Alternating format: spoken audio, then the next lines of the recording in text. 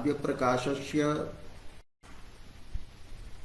द्वितीये तृतीये च उल्लासे शब्दार्थयोः निर्णयः कृतः। अतः चतुर्थे उल्लासे दोषाणां गुणानां अलंकाराणां च स्वरूपं वक्तव्यम्। शब्दार्थ रूपे काव्ये दोषाः हेयाः धर्माः सन्ति, गुणा अलंकाराश्च उपादेयाः धर्माः सन्ति। अतः हेयानाम् उपादेयानां च धर्माणां विवेचनस्य अवसरः अस्ति। किन्तु काव्य प्रकाशकारः वदति यत् यद्यपि दोषादीनां निरूपणम् इदानीं कर्तव्यं वर्तते, किन्तु इतः पूर्वं काव्यभेदाः प्रदर्श्यन्ते। यद्यपि प्रथमे उल्लासे काव्यस्य त्रयः भेदाः प्रतिपादिताः सन्ति, तथापि अत्र विशेषरूपेण अवान्तरभेदाः काव्यानां ज्ञातव्याः सन्ति। सभेदोपभेदे काव्ये ज्ञाते सति अयं निर्णयः भविष्यति यत् कः दोषः कुत्र हेयः भवति, कुत्र च गुणः भवति, एवं कः गुणः कस्मिन् काव्यभेदे ग्राह्यः वर्तते अथवा त्याज्यः वर्तते, एवमेव कः अलंकारः कस्मिन् काव्यभेदे ग्राह्यः अस्ति एवं त्याज्यः भवति। अतः कथयति धर्मिणी प्रदर्शिते। अत्र धर्मी पदेन काव्यं गृह्यते। शब्दार्थ रूपं काव्यं धर्मी अस्ति, धर्मी वर्तते। तत्र हि गुणाः अलंकाराः एवं दोषाणाम् अभावश्च तिष्ठति। तो यदा धर्मी रूपं काव्यं ज्ञास्यते तदा वक्तुं शक्यते यत् कस्मिन् काव्यभेदे कः दोषः त्याज्यः वर्तते, कश्च गुणत्वेन परिणमते। अतः उच्यते धर्मिणी प्रदर्शिते सति धर्माणां दोषगुणालंकाराणां हेयोपादेयता ज्ञायते। हेयता उपादेयता च ज्ञायते। दोषाणां हेयता एवं अलंकाराणां उपादेयता च ज्ञायते। यावत् काव्यस्य श्रृंगार प्रभृति भेदाः न ज्ञायन्ते, रसस्य स्वरूपं यावत् न ज्ञायते, तावत् दोषस्य निरूपणं कर्तुं न शक्यते। यतो हि दोषस्य लक्षणम् अस्ति मुख्यार्थहतिः दोषः। तत्र मुख्यार्थ शब्देन रसः एव गृहीतः। हतिः इति शब्दस्य अर्थः वर्तते अपकर्षः। अतः रसापकर्षकत्वम् एव भवति दोषत्वम्। अतः यावत् रसस्वरूपं न ज्ञायते, रसः यः वर्तते सः असंलक्ष्यक्रम ध्वनि रूपः अस्ति, तस्यैव भेदः वर्तते। अतः यावत् रसस्वरूपं न ज्ञायते तावत् दोषस्वरूपस्य विवेचनं न कर्तुं शक्यते। श्रृंगाररसे श्रुतिकटुत्व दोषः त्याज्यः भवति, किन्तु स एव दोषः वीरादिरसे गुणत्वेन परिणमते, अतः स ग्राह्यः भवति। एवमेव के गुणाः शृंगारादौ भवन्ति एवं के गुणाः वीरादौ रसे भवन्ति इति तावत् ज्ञातुं न शक्यते यावत् रसस्वरूपं न ज्ञायते। ध्वनि काव्यस्य अवान्तर भेदाः ये सन्ति ते यावत् न ज्ञायन्ते तावत् धर्माणां हेयता उपादेयता च ज्ञातुं न शक्यते। तत्र लोकेऽपि दृश्यते यथा स्वर्णकारः आभूषणं निर्माति तत्र आभूषणं कस्य कृते अस्ति इति पूर्वं स जानाति। यदि हस्तस्य कृते वर्तते तर्हि स कंकणं निर्माति। स कंकणरूपः धर्मः यस्मिन् धर्मिणी करादि रूपे धर्मिणी स्थास्यति स यावत् धर्मी न ज्ञायते तावत् धर्मस्य उपादेयता हेयता वा ज्ञातुं न शक्यते। अतः काव्य भेदान् पूर्वं प्रतिपादयति मम्मटः। यद्यपि दोषादीनां निरूपणस्य अवसरः अत्र प्राप्तः वर्तते। तो धर्मिणी काव्ये प्रदर्शिते सति धर्माणां हेयोपादेयता ज्ञायते। अत्र हेयं च उपादेयं च हेयोपादेये तयोः भावः हेयोपादेयता। पूर्वम् अत्र द्वन्द्व समासः वर्तते, तदनन्तरं तल प्रत्ययः कृतः वर्तते। अतः द्वन्द्वादौ द्वन्द्वमध्ये द्वन्द्वान्ते च श्रूयमानस्य शब्दस्य प्रत्येकं सम्बन्धः भवति, पदस्य प्रत्येकं सम्बन्धः भवति। अतः हेयता उपादेयता इति अर्थः अत्र कर्तव्यः भवति। धर्मी यदा ज्ञायते तदेव ज्ञातुं शक्यते यत् कः धर्मः अस्य धर्मिणः कृते उचितः अस्ति, उपादेयः अस्ति, कश्च धर्मः अत्र हेयः वर्तते, त्याज्यः वर्तते इति। द्वन्द्वान्ते द्वन्द्वादौ द्वन्द्वमध्ये च श्रूयमानं पदं प्रत्येकम् अभिसंबध्यते इति हि नियमः वर्तते। तस्मात् कारणात् तल प्रत्ययस्य प्रत्येकम् अत्र योगः वर्तते।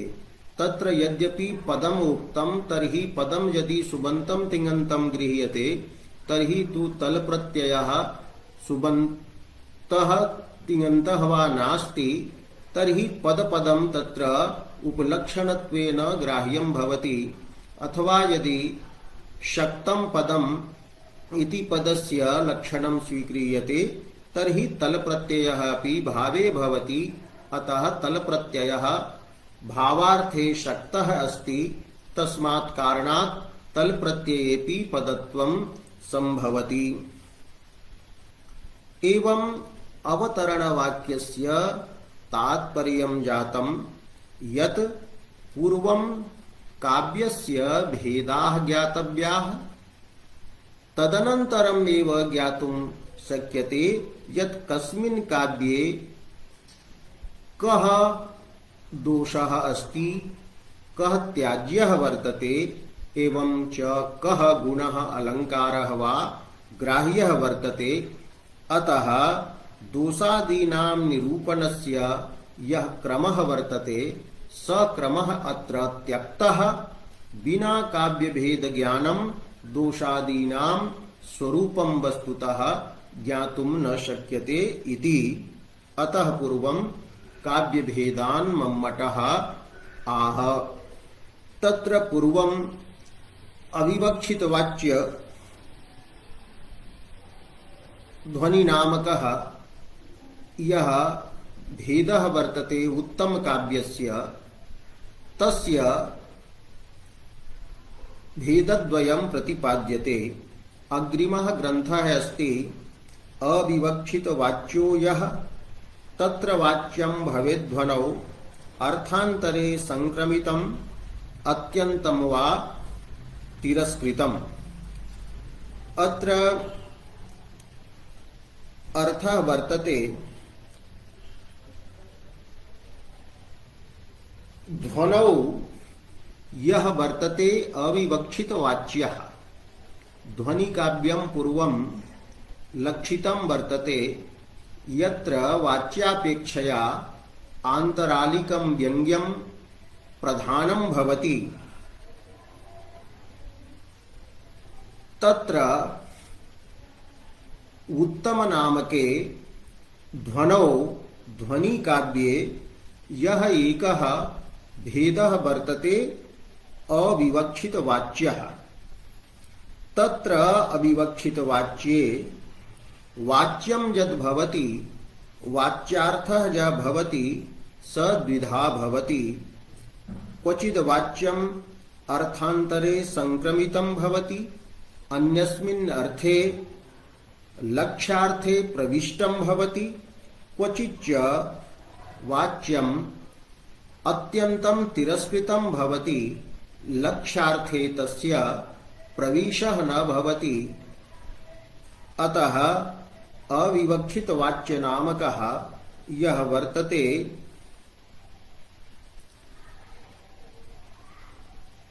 ध्वनि काव्य भेदः तत्र वाच्यार्थस्य द्विधा स्थिति भवति।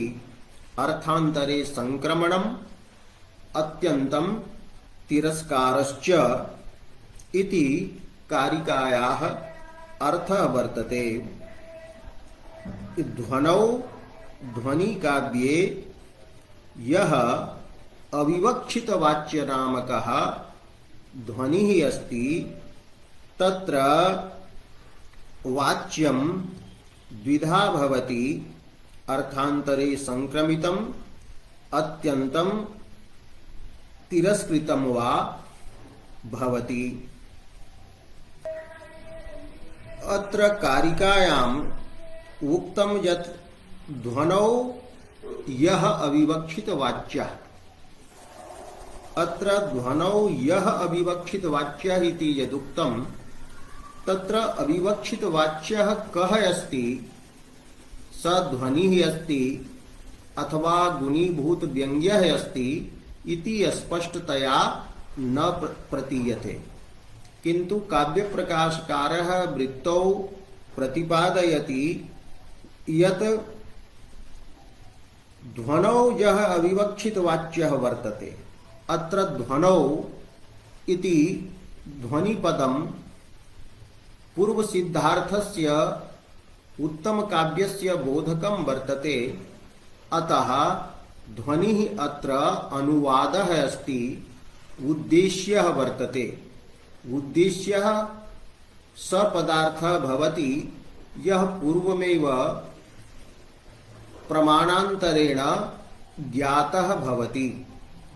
अतः उद्देश्यभूतः यत्र ध्वनिः वर्तते तस्मात् कारणात् अविवक्षित वाच्यः इत्यत्रापि ध्वनिः एव ग्रहीतुं शक्यते।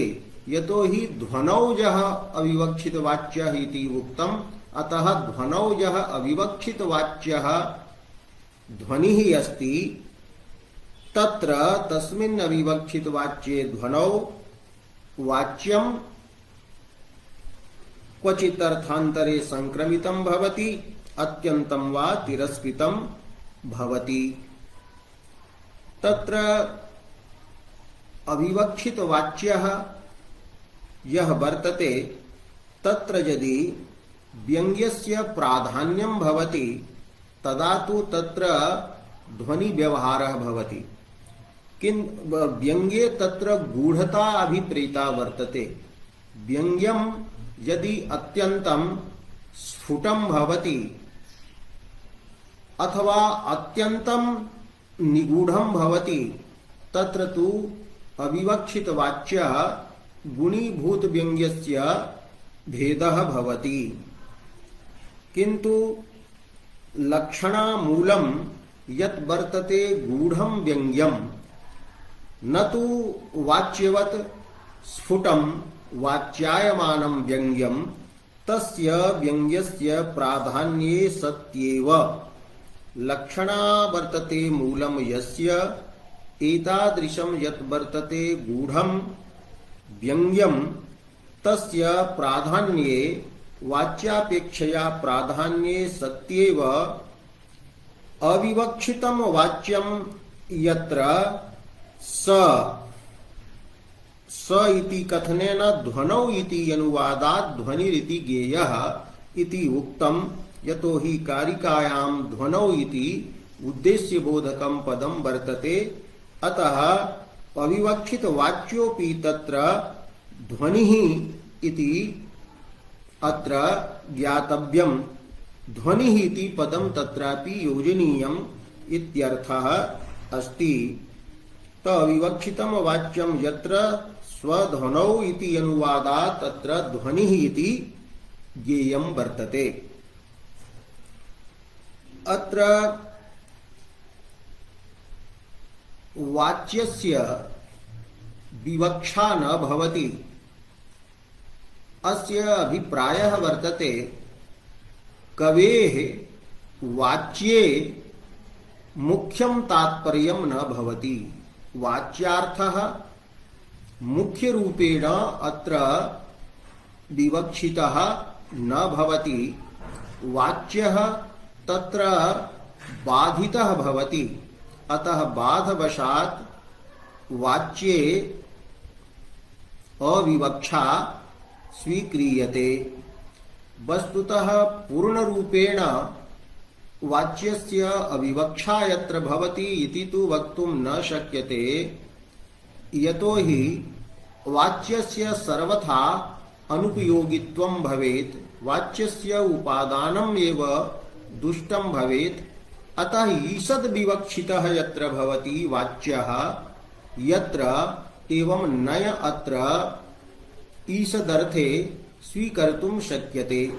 यतो हि लक्ष्य प्रतिपादकत्वेन लक्ष्यपरत्वेन एवं च व्यंग्यपरत्वेन अत्र वाच्यस्य उपादानं भवति। अतः ईषद् विवक्षितं भवति वाच्यम् अर्थात मुख्या विवक्षा अत्र वाच्ये न भवति। तत्र कारणं वर्तते लक्षणा तत्र मूलं भवति और लक्षणा तत्रैव आगच्छति यत्र मुख्यार्थबाधः भवति। तर्हि वाच्यम् अर्थान्तरे संक्रमितं भवति। संक्रमित शब्दे केषाञ्चित् मते इतच् प्रत्ययः वर्तते। संक्रमः संजातः अस्य इति संक्रमितम्। अत्र वाच्यार्थः अर्थान्तरे लक्ष्यार्थे प्रविष्टः भवति। यथा कश्चन कीटाणुः शरीरादौ संक्रान्तः भवति प्रविष्टः भवति तथैव अत्र वाच्यार्थः अर्थान्तरे लक्ष्यकुक्षौ प्रविष्टः अत्र भवति। एवं संक्रमः संजातः अस्य इति संक्रमितः अर्थान्तरे अन्यस्मिन्नर्थे प्रविष्टः वाच्यः यत्र भवति तत्र अर्थांतर संक्रमित वाच्य नामकः अविवक्षित वाच्य ध्वनेः भेदः भवति। अन्येषां मते समपूर्वक क्रमधातोः णिच् प्रत्ययः वर्तते। अतः संक्रान्तुं प्रेरितः यत्र वाच्यार्थः भवति वाच्यं संक्रान्तुं प्रेरितं भवति अर्थान्तरे। तत्र प्रेरकम् अत्र वर्तते सहकारी वर्गः। तत्र वक्त्रादि वैशिष्ट्य रूपं यत् सहकारी वर्तते तेनैव अत्र वाच्यम् अर्थान्तरे प्रवेशितं भवति। एवं संक्रमित शब्दे इतच् प्रत्ययोपि स्वीकृतः वर्तते। एवं च णिच् प्रत्ययः अपि निजन्तम् अपि एतत् पदं स्वीकृतम् अस्ति। निजन्तात् धातोः हक्त प्रत्ययः अत्र स्वीकृतः वर्तते। अत्र उपादानलक्षणा भवति। उपादानलक्षणा स्थले वाच्यार्थः अपि लक्ष्यकुक्षौ प्रविष्टः भवति। अतः उपादानलक्षणामूलक गूढ़व्यंग्य प्राधान्यम यत्र भवति तत्र अविवक्षितवाच्यस्य अर्थांतर संक्रमित वाच्य नामकः भेदः भवति। यत्र तु लक्षणलक्षणा भवति तत्र लक्षणलक्षणायां वाच्यार्थस्य अत्यन्तं तिरस्कारः भवति। वाच्यार्थस्तत्र लक्ष्यार्थम् उपलक्षयितुम् एव आगतः भवति। तत्र लक्ष्यार्थे तस्य अन्वयः न भवति, प्रवेशः न भवति इति पूर्वमपि प्रतिपादितं वर्तते। अतः अत्र वाच्यम् अत्यन्तं तिरस्कृतं भवति। लक्षणामूल गूढ़ व्यंग्य प्राधान्ये सति अत्यंत तिरस्कृत वाच्य नामकः अविवक्षित वाच्यस्य भेदः भवति। एवं ध्वनौ यः वर्तते अविवक्षित वाच्य नामकः भेदः तत्र वाच्यस्य द्विधा स्थितिः भवति। क्वचित् अर्थान्तरे तस्य संक्रमः भवति, प्रवेशः भवति, क्वचिच्च तस्य अर्थान्तरे प्रवेशः न भवति, अत्यन्तं तिरस्कारः भवति, अत्यन्तं त्यागः एव तत्र भवति। यथा गंगायां घोषः इत्यत्र वाच्यं यत् वर्तते प्रवाह विशेष रूपं तस्य त्यागः वर्तते। स तु केवलं तटबोधनाय उपात्तः वर्तते। अतः घोषाधिकरणत्वेन तटमात्रस्य तत्र अन्वयः भवति, न तु प्रवाह विशिष्टस्य तटस्य तत्र लक्षणया अन्वयः भवति। व्यञ्जनया पश्चात् बोधः भवतु नाम इति तु अन्यत्। एवं अविवक्षित वाच्य ध्वनेः भेदद्वयम् अत्र स्वीकृतम्। तत्र वाच्यम् अर्थान्तरे कथं परिणमितं भवति, परिणतिं प्राप्तं भवति, संक्रमितं भवति, तत्र हेतु दीयते अनुपयुज्यमानत्वात्। केवलं वाच्यं यत्र अनुपयोगी भवति, अतः उपयोगाभावेन तद्वाच्यम् अर्थान्तरम् आक्षिपति। एवं च अर्थान्तरद्वारा स तत्र क्रियायाम् अन्वेति शाब्दबोध विषयी भवति। अतः अनुपयुज्यमानत्वम् अर्थात् अनुपयोगः यः वर्तते एतदेव वाच्यस्य अर्थान्तरे संक्रमणस्य परिणमनस्य कारणम् अस्ति। किन्तु यत्र वाच्यं सर्वथा अनुपपन्नं भवति, असंगतं भवति, अन्वेतुं क्रियायां न शक्नोति, एवं शाब्दबोध विषयतां लक्षणा प्रयोज्य शाब्दबोध विषयतां न प्राप्नोति वाच्यं यत्र तत्र अत्यंत तिरस्कृत वाच्यः ध्वनिः भवति। अतः अनुपपद्यमानत्वम् अनुपपत्तिः। यत्र वाच्यस्य अनुपपत्तिः भवति सर्वथा असंगतिः भवति तत्र अत्यंत तिरस्कृत वाच्यः एवं यत्र तु वाच्यस्य अनुपयुज्यमानत्वं भवति केवलस्य वाच्यस्य अनुपयोगः भवति अपितु वाच्य विशिष्टस्य अर्थान्तरस्य उपयोगः भवति तत्र तु अर्थान्तर संक्रमित वाच्य ध्वनि भवति। अतः अग्रे लिख्यते तत्र च वाच्यं क्वचित् अनुपयुज्यमानत्वात् अर्थान्तरे परिणमितं परिणतिं प्रापितं भवति। सहकारी वर्गेण वक्त्रादि वैशिष्ट्यं यत् सहकारी वर्गः यः वर्तते तेन अर्थान्तरे परिणतिं प्राप्तं वाच्यं यत्र भवति तत्र हेतुः वर्तते अनुपयुज्यमानत्वम्। एवं अविवक्षित वाच्यस्य यः वर्तते भेदः अर्थान्तर संक्रमित वाच्य ध्वनिः तस्य उदाहरणं दीयते यथा त्वामस्मि वच्मि विदुषां समवायोऽत्र तिष्ठति आत्मीयां मतिमास्थाय स्थितिमत्र विधेहि तत्। अत्र कश्चित् हितकारी पुरुषः स्वकीयम् उपदेश्यम् एवं उपहसनीयं शिष्यं प्रति वदति।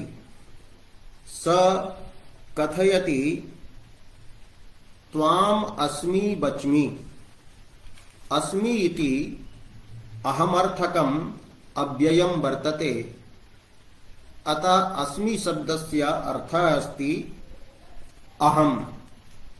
तो अहम् त्वाम् वच्मि कथयामि। किं कथयामि?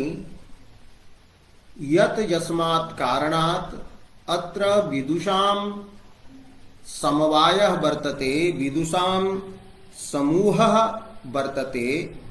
अतः त्वम् आत्मीयां स्वकीयां मतिम् आदाय मतिम् आस्थाय स्वबुद्धिम् अवलंब्य अर्थात सावधानी भूय स्थितिं विधेहि स्थितिं कुरु।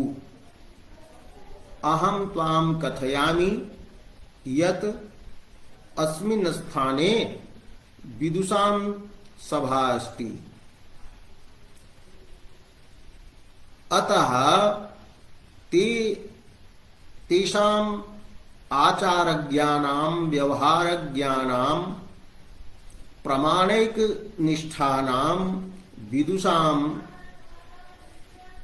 पुरः त्वं सावधानी भूय तिष्ठ इत्यर्थः वर्तते। वाच्यार्थः अत्र वक्ता उपस्थितः अस्ति एवं बोद्धव्यः यः वर्तते बोधनीयः स श्रोतापि अस्ति। तर्हि वक्तव्यमेव अत्र वक्तव्यम् आसीत्। केवलम् एतदेव वक्तव्यम् आसीत् कि विदुषां समवायः अत्र तिष्ठति। अतः आत्मीयां मतिम् आस्थाय त्वमत्र स्थितिं विधेहि।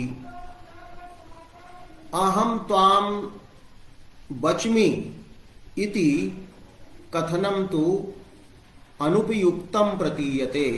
अस्य उपयोगः नास्ति। यदा संबोध्यः प्रत्यक्ष विषयः वर्तते, संबोधयिता वक्ता चापि तत्र स्थितः अस्ति। अतः यत् वक्तव्यं तदेव अत्र वचनीयम् आसीत्। किन्तु अस्मि त्वां वच्मि इति उक्तं अतः अस्मि शब्दस्य अहम रूपः अर्थः यः वर्तते, त्वां शब्दस्य युष्मदर्थः यः वर्तते, एवं वच्मि इत्यस्य कथयामि इति यः अर्थः वर्तते,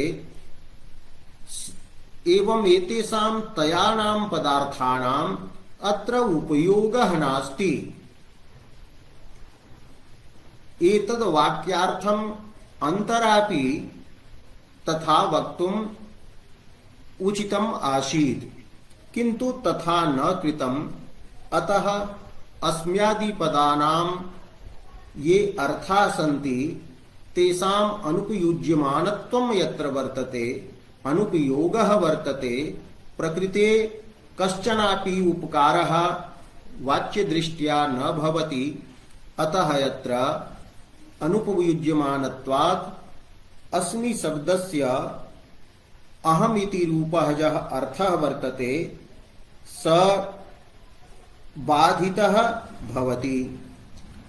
अतः अस्मि पदेन अत्र लक्षणया बोध्यते आप्तः प्रामाणिकः अहम् अस्मि कि प्रामाणिकः अहम्, आप्तः अहम्, हितैषी अहम् इति लक्ष्यार्थः वर्तते। अतः अहम् आप्तः इति तव हितैषी विश्वसनीयश्च इति यत्र तत्र लक्ष्यार्थः अत्र भवति।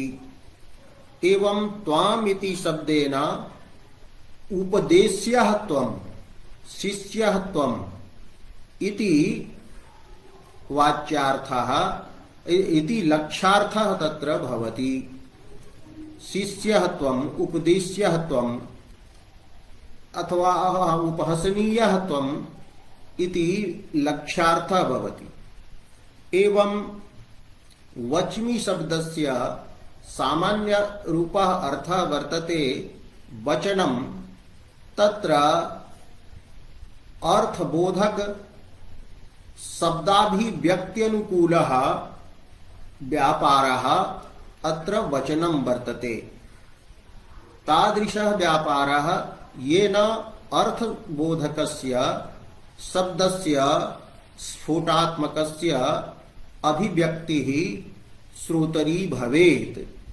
अतः अर्थबोधक शब्दाभिव्यक्त्यनुकूलः व्यापारः अस्ति, किन्तु एष अर्थः एषोऽर्थः यत्र अनुपयुक्तः वर्तते। अतः विशेषरूपेण अत्र अर्थः भवति लक्ष्यार्थः, यत् इष्ट साधकार्थ बोधक शब्दाभिव्यक्त्यनुकूलः व्यापारः अर्थात उपदेशः। उपदेशः नाम तादृशस्य शब्दस्य उच्चारणं, शब्दस्य अभिव्यञ्जनं, यः अर्थः, यः शब्दः तस्य इष्टं हितम् अर्थं प्रतिपादयेत् इति। अतः वच्मि इति शब्दस्य सामान्य रूपेण अर्थः वर्तते वचनं, शब्दोच्चारणम्, अर्थबोधक शब्दोच्चारणम्। लक्ष्यः अर्थः वर्तते हितकारकं वचनं, हितकारकार्थबोधकं वचनम्, उपदेशः लक्ष्यार्थः भवति। इत्थम् अस्मि शब्दस्य आप्तः अहम् इति लक्ष्यार्थः। त्वां शब्दस्य उपदेश्यः त्वम् इति लक्ष्यार्थः। वच्मि शब्दस्य उपदिशामि, उपदेशः इति लक्ष्यार्थः वर्तते। अत्र लक्ष्यार्थे वाच्यार्थः अपि प्रविष्टः वर्तते। यतो हि अस्मि शब्दस्य अस्मदर्थः यः वर्तते सोऽस्मदर्थः आप्तः अहम् इति लक्ष्यार्थेऽपि प्रविष्टः। यतो हि आप्तत्व विशिष्टः अहम् इति अर्थः तत्र भवति, अतः अहम् इति अस्मदर्थोऽपि तत्र प्रविष्टः। एवं त्वाम् इत्यत्र उपदेश्यः त्वम् अत्र उपदेश्यत्व विशिष्टः शिष्यत्व विशिष्टः त्वम् इति लक्ष्यार्थे युष्मदर्थोऽपि प्रविष्टः अस्ति। एवं वच्मि शब्दः यः वर्तते, अतः वच्मि शब्दः यः अत्र अस्ति तस्य उपदेशः अर्थः। तो उपदेशः यः वर्तते सोऽपि वचन विशेषः एव वर्तते। तत्रापि अर्थबोधक शब्दाभिव्यक्त्यनुकूल व्यापारत्वम् इति मुख्यार्थः तत्रापि प्रविष्टः अस्ति। अतः अत्र सामान्य बोधकाः ये शब्दाः सन्ति तेषां लक्ष्यार्थः विशेषः भवति। वाच्यार्थः वर्तते सामान्य रूपः। अस्मि इति शब्देन अहम् इति अर्थः भवति। स अस्मदर्थः आप्तोऽपि भवितुम् अर्हति, विश्वसनीयोऽपि भवितुम् अर्हति, अनाप्तोऽपि भवितुम् अर्हति, हितैषी अपि भवितुम् अर्हति। एवं हितैषी रूपः अर्थः नापि भवितुम् अर्हति। एवं त्वाम् इत्यत्रापि शिष्यत्वम् अपि भवितुम् अर्हति, गुरुत्वम् अपि भवितुम् अर्हति। एवं सामान्यम् अर्थः वर्तते। एवं वचन शब्दस्यापि वच्मि इति शब्दस्यापि अर्थः सामान्यं वर्तते। अर्थबोधक शब्दबोधनम्, अर्थबोधक शब्दोच्चारणम्। स शब्दः इष्टस्यापि बोधकः भवेत्, अनिष्टस्यापि बोधकः भवेत्, किन्तु लक्ष्यार्थः भवति इष्टार्थ बोधक शब्दोच्चारणम् उपदेशः। हितैषी रूपार्थ बोधक शब्दोच्चारणम् इति उपदेशः यत्र भवति। एवं वच्मि शब्दस्य वचनं सामान्यम् अर्थः, उपदेशः विशेषः अर्थः। इत्थम् अत्र वाच्यलक्ष्ययोः सामान्य विशेष भावः अत्र संबंधः वर्तते। तदनन्तरं व्यङ्ग्यः अर्थः प्रतीयते। मयि आप्तत्वं वर्तते, अहं तव हितैषी अस्मि, अहं कदाचिदपि अन्यथा न वदामि। यदि त्वम् अत्र सावधानी भूय न स्थास्यसि तदा तव उपहासः भविष्यति। एतत् मह्यं न रोचते और त्वं मम शिष्यः असि, अनुकंपनीयः वर्तसे। अतः अनुकंप्यत्वम्, अनुकंपा पात्रत्वं त्वयि वर्तते इति व्यङ्ग्यम् अत्र प्रतीयते। तदेव उक्तम् अत्र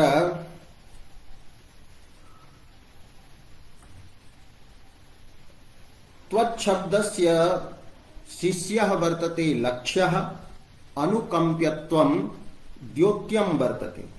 अस्मि शब्दस्य गुरुः उपदेशकः आप्तः अत्र लक्ष्यः वर्तते।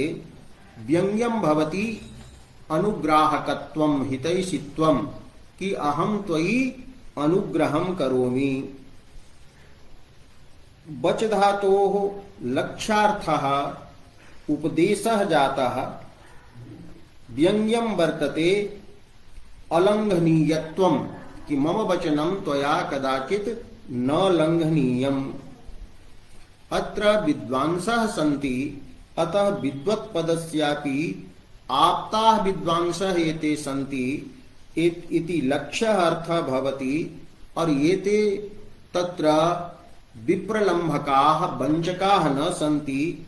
अवञ्चकत्वं विद्वत्सु अत्र द्योत्यं वर्तते इत्यादि व्यंग्यार्थाः प्रतिपादिताः टीकासु सन्ति। एवं अत्र अस्मि पदे त्वामिति पदे तथा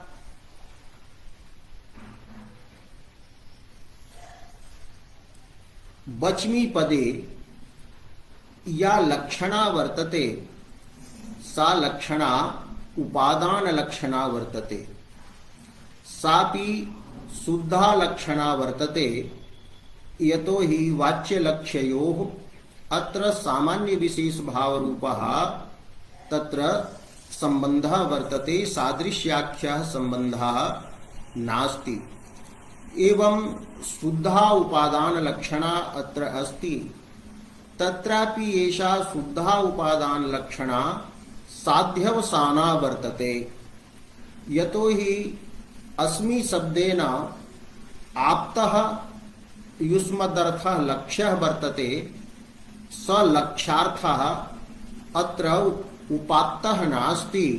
यथा आयुः घृतम् इत्यत्र विषयस्य एवं आरोप्यमानस्य उपादानं भवति, तथैव अत्र उपादानं विषयस्य नास्ति। अतः साध्यवसाना लक्षणा अस्मि पदे त्वां पदे एवं च वच्मि पदे वर्तते। यत्र वाच्यम् अत्यन्तं तिरस्कृतं भवति, यत् तस्य उदाहरणं दीयते अत्यंत तिरस्कृत वाच्यस्य। एतत् प्रसिद्धम् अस्ति, उपकृतं बहुतत्र किमुच्यते, सुजनता प्रथिता भवता परं विदधदीदृशमेव सदा सखे सुखितमास्वततः शरदां सतम्। अत्र प्रसंगवशात् ज्ञायते यत् अत्र वक्ता कञ्चित् निजापकारिणं प्रति वदति कि त्वया बहु उपकृतं, तत्र मया किम उच्यते, भवता सज्जनता प्रथिता, सज्जनता विस्तारिता प्रदर्शिता, तो एवमेव विदधत् एवमेव कुर्वन् हे सखे त्वं सुखितं शरदां सतम् आस्व तिष्ठ इति वाच्यार्थः वर्तते। अपकारिणं प्रति उक्तत्वात् उपकृत शब्दस्य उपकार रूपः अर्थः यः वर्तते स अत्यन्तं तिरस्कृतः वर्तते। अतः अर्थः भवति त्वया बहु अपकृतम्। तत्र अपकृत रूपे वाच्यार्थे अपकृत रूपे वाच्यार्थे उपकृत शब्दस्य यः वर्तते उपकार रूपः वाच्यार्थः, तस्य प्रवेशः संबंधः नास्ति। स सर्वथा तत्र अनुपपन्नः असंगतः वर्तते। अतः लक्ष्यार्थः वर्तते अपकारः। एवं सुजनता पदस्य लक्ष्यार्थः वर्तते तत्र दुर्जनता। एवं सखे इति पदस्य शत्रु इति अर्थः, शत्रुरूपः अर्थः लक्ष्यार्थः। सुखित पदस्य लक्ष्यार्थः दुःखितम् इति लक्ष्यार्थः। सरदां शतम् आस्व इत्यस्य अर्थः शीघ्रं त्वं म्रियस्व इति लक्ष्यार्थः वर्तते। अत्र उपकारादीनां वाच्यानाम् अपकारादिभिः लक्ष्यार्थैः सह वैपरीत्य संबंधः अत्र वर्तते। अतः अत्र लक्षणा अत्र अस्ति, सापि लक्षणा शुद्धा वर्तते। एवं च एषा शुद्धा अस्ति, तत्रापि साध्यवसाना वर्तते। यतो हि आरोपस्य उपकारस्य यत्र आरोपः भवति, उपकृतत्वस्य यत्र आरोपः भवति अपकारे, स आरोपाश्रयः अत्र उपात्तः नास्ति। लक्ष्यार्थः शब्दतः अत्र प्रतिपादितः नास्ति। तस्मात् कारणात् अत्र शुद्ध लक्षणा वर्तते। अपकारातिशयः, दुर्जनतातिशयः एवं शत्रुतातिशयः, दुःखितत्वातिशयश्च तत्र व्यङ्ग्यं भवति। एवं तव शीघ्रं विनाशोऽस्तु इत्यादि अपि अत्र व्यङ्ग्यं भवति। तदेव उच्यते त्वामस्मि वच्मि इत्यत्र उक्तम्। अत्र वचनादि उपदेशादि रूपतया परिणमति। तो वचनादि आदि पदेन तत्र वच्मि अत्र त्वामिति शब्दः, अस्मि इति शब्दः एवं विदुषाम् इति शब्दः, एते शब्दाः तत्र ग्राह्याः। क्वचिदनुपपद्यमानतया अत्यन्तं तिरस्कृतं भवति। यथा अत्र उक्तम् उपकृतं बहुतत्र एतत् अपकारिणं प्रति विपरीत लक्षणया कश्चित् वदति। एवं अपकाराद्यतिशयानाम् अत्र व्यङ्ग्यत्वं भवति कि त्वं तादृशः, त्वया तादृशः अपकारः कृतः यस्य वचसा प्रकाशनं कर्तुं न शक्यते इति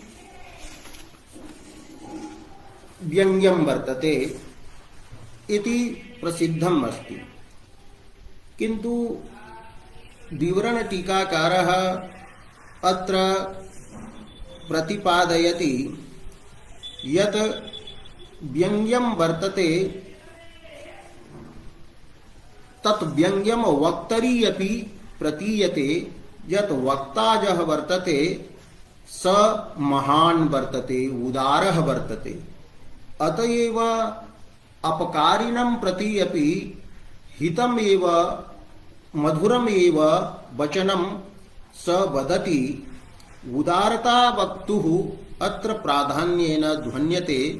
तदेव उक्तं तेन हि वाक्यवाच्य वैचित्र्य सहचारेण वाक्यार्थेन वक्तुः उदारता यत्र व्यज्यते। उदारता का अस्ति तर्हि उक्तं दानं सप्रिय भाषणम् औदार्यं शत्रुमित्रयोः समता। दानं प्रिय भाषणं शत्रुमित्रयोः समभावः इति औदार्यं वर्तते। अतः वक्तरि औदार्यं चरमं व्यङ्ग्यम् अस्ति। यतो हि वक्ता एतादृशम् अपकारिणं प्रति अपि मधुरम् एव भाषते। तदेव उक्तं वर्तते अत्र उपकरोतेः अपकारे सुजनपदस्य दुर्जने, सखीपदस्य शत्रौ, सुखपदस्य दुःखे च लक्षणा अस्ति। एवं सा लक्षणा या वर्तते तस्याः मूलं वर्तते वैपरीत्यं, विरोधरूपः संबन्धः अस्ति। मुख्यार्थबाधे कारणं वर्तते प्रमाणान्तरेण ज्ञातः श्रोतुः अपकारः। तत्र विवरणकारः वदति कि अत्र अपकारे लक्ष्ये उपकार धर्मः परप्रीति जनकत्वं व्यज्यते एवं सुजनपदस्य दुर्जने लक्षणया सुजनधर्मः यः वर्तते प्रसादपात्रत्वं तद्व्यज्यते सखीपदस्य एवं शत्रौ लक्ष्ये सखी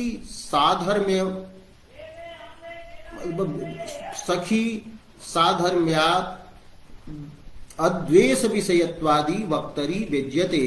अर्थात वक्तरी द्वेषः वस्तुतः नास्ति, स उदारः वर्तते एवं चरमं व्यंग्यं तत्र उदारता अस्ति इत्यादि यत्र व्यंग्यार्था प्रतिपादिता सन्ति।